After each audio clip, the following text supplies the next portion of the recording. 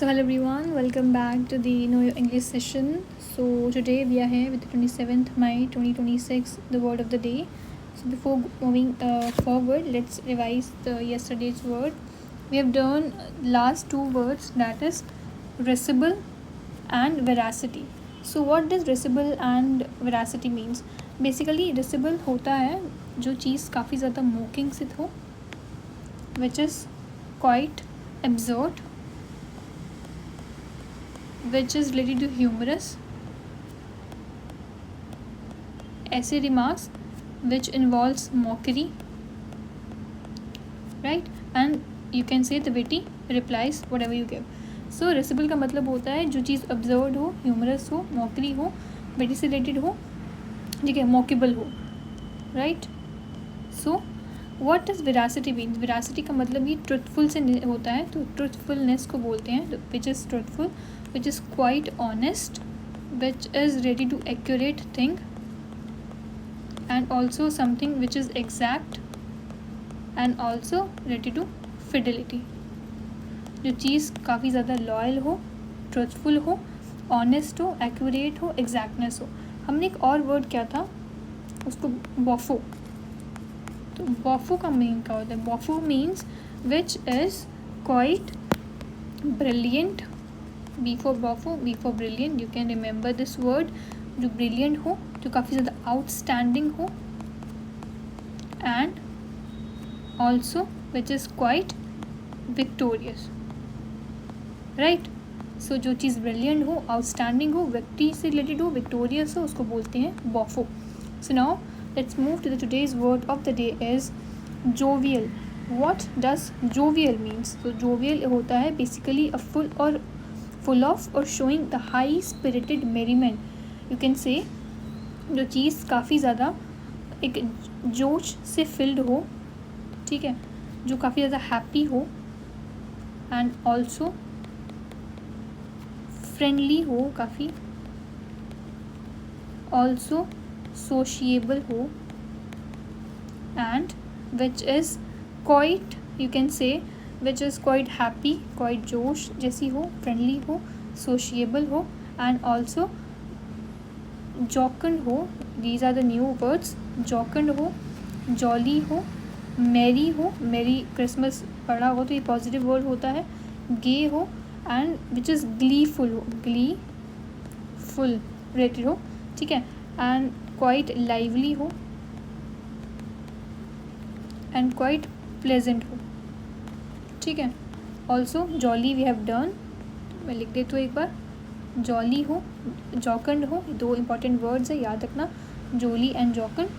and gleeful हो, lively हो, pleasant हो, and you can say which is carefree हो, जिसको कोई भी मतलब नहीं हो, which is carefree हो, ठीक है, which is quite sociable, जो अच्छी चीज़ वो बोल सकते हैं. jovial हो, काफ़ी ज़्यादा हैप्पी से रिलेटेड होता है, ठीक है. अब इसी से ही रिलेटेड हमारे कुछ सिनोनिम्स एंटोनिम्स आते हैं. जो चीज़ हैप्पी हो तो वही चीज़ क्या होती है, वो काफ़ी ज़्यादा सैड होती है. वही चीज़ क्या होती है, वो ज़्यादा काफ़ी ज़्यादा स्टर्न होती है. इम्पॉर्टेंट वर्ड है.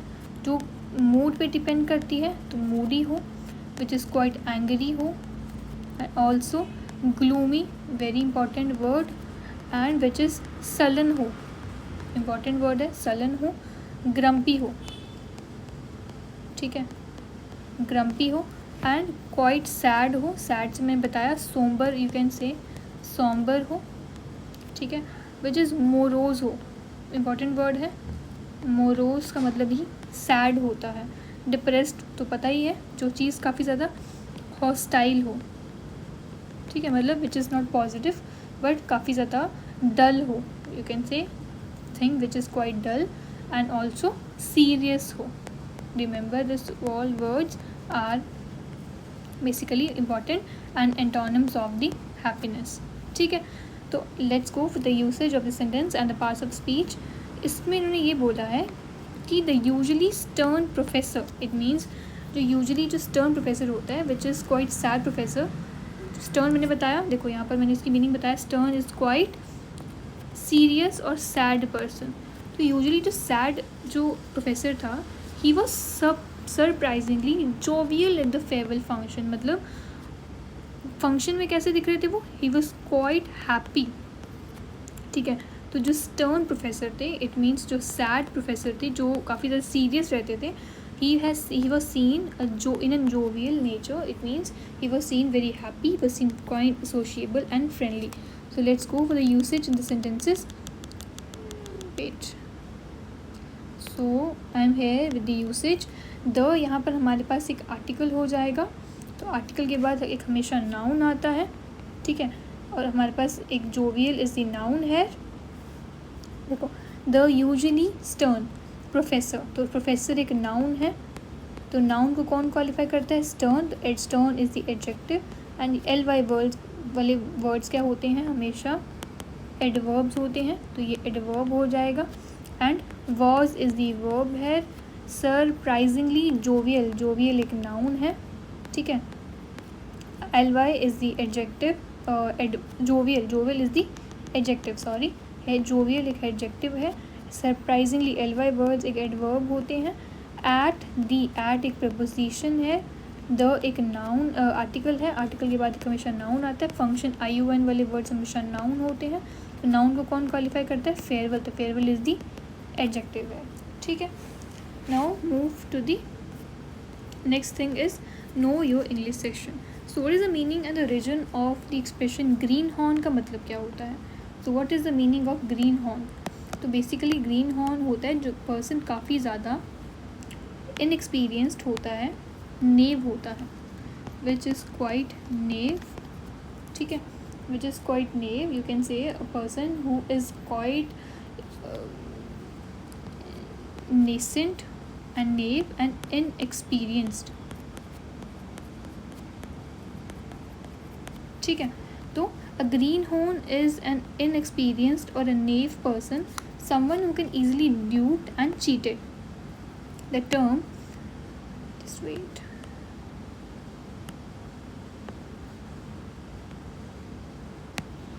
the term I understand was first used in the 15th century to refer to the young ox whose horns had not matured. So basically they all are telling about the greenhorn, the person who is very inexperienced and person who is quite naive person and जिसको कुछ पता नहीं होता, we can easily dupe her, we can easily cheat on her, ठीक है। तो उसको बोलते हैं हम लोग बिगिनर। जो पर्सन एक बिगिनर है, जो पर्सन एक नो वॉइस है, ठीक है, वेरी इंपॉर्टेंट वर्ड रूकी है, ठीक है, जो फ्रेशर है, ये तो तुम्हें पता होगा।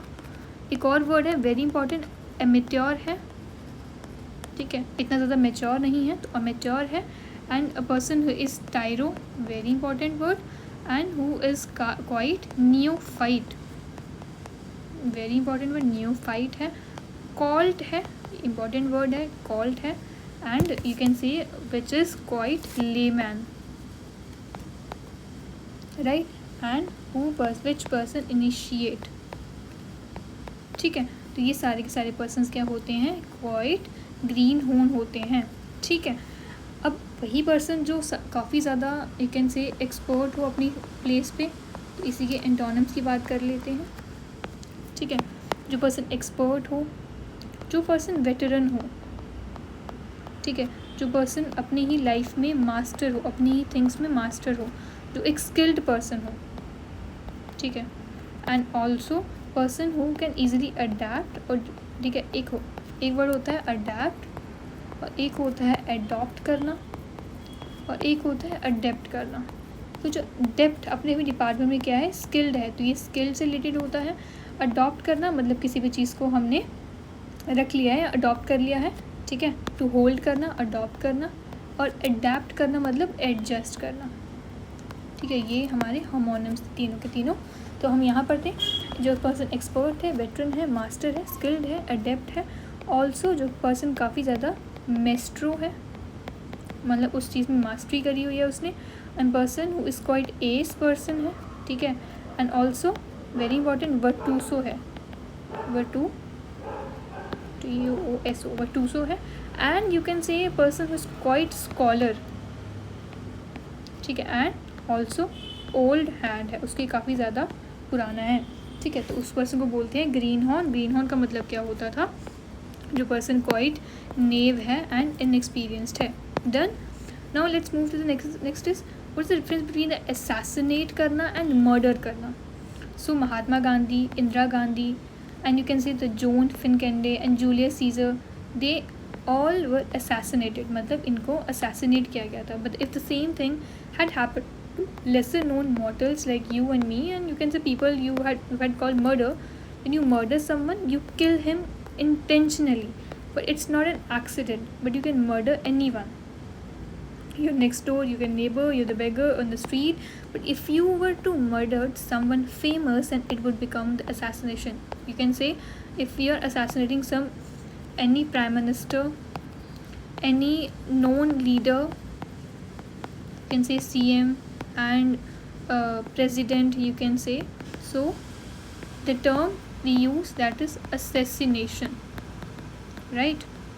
But if murder is very familiar, for example, which is very known for the basic people. So nobody still knows why President Nehru was assassinated. When Indira Gandhi was assassinated, there was a chaos in the country. So here we have asked Holmes to investigate the murder. So basically murder करना, assassinate करना, assassinate हम use करते हैं किसी एक famous leader के लिए, but murder हम किसी भी लोकल पीपल के लिए यूज़ कर सकते हैं. Now move to the next one, that is what is the meaning of the following sentence? Dollar demand pushes rupee further south. So we always talk about the down south and the up north. So what's the meaning of down south and the up north? So here's the phrases. I'll give you the example of phrase. Go south, right? So basically go south का मतलब होता है किसी भी चीज़ को fail कर देना या तो डाउनवर्ड मूव करना. ठीक है, मूव डाउनवर्ड. ठीक है, तो जैसे कि उन्होंने बोला है, one usually associates going south with going down. So इसको बोलते हैं go south. And the dollar demands pushes rupee further south. हमें साउथ को बोलते हैं जब तुम बोलते हो कि गो साउथ, इसका मतलब होता है किसी भी चीज़ को फेल कर जाना या तो उस चीज़ को डाउनवर्ड मूव करना. So the demand for the dollar has pushed the value of the rupee further down. मतलब जो डॉलर की डिमांड है उसने रुपी की वैल्यू को डिप्रिशिएट कर दिया है, मतलब उसने रुपी की वैल्यू को डाउन कर दिया है. ठीक है, so the value of the rupee has decline further because the demand for the dollars has increased. So in the American language, the expression "go south" is used in informal text, or when you say that the organization has gone south, it means that organization was in excellent shape once, but extremely bad shape now, right? So now, how do you pronounce the word maneuver? So here आपको एक clutch बताती हूँ. तो इस maneuver की spellings हम ऐसे भी लिख सकते हैं, MANOEUVRE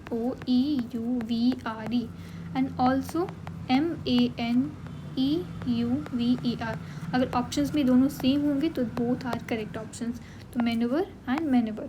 so basically its meaning is to move something which is quite skilful and which is quite carefully. ऐसी चीज़ को मूव करना जो कि बहुत क्लेवरली करना बट केयरफुली करना. ठीक है, मतलब ऐसी चीज़ को ऑपरेट करना, क्लेवरली करना बट क्लेवर तरीके से करना, बट वो चीज़ बहुत ज़्यादा केयरफुली करना. तो जो चीज़ तुम बहुत ज़्यादा किसी को गाइड करते हो, ठीक है, किसी को डायरेक्ट करना बट केयरफुली डायरेक्ट करना. ठीक है, ऑल्सो किसी चीज़ को ऑपरेट करना and you can say demand करना एंड किसी चीज़ को हैंडल करना is like manoeuvre. Got it? The word can be use either as a verb as a noun. So when you can be used as a verb, as a noun. So when you maneuver something, you move or turn something very skillfully but carefully. Remember, so the soldier maneuvered the tank through the giant trees carefully and skillfully. Got it?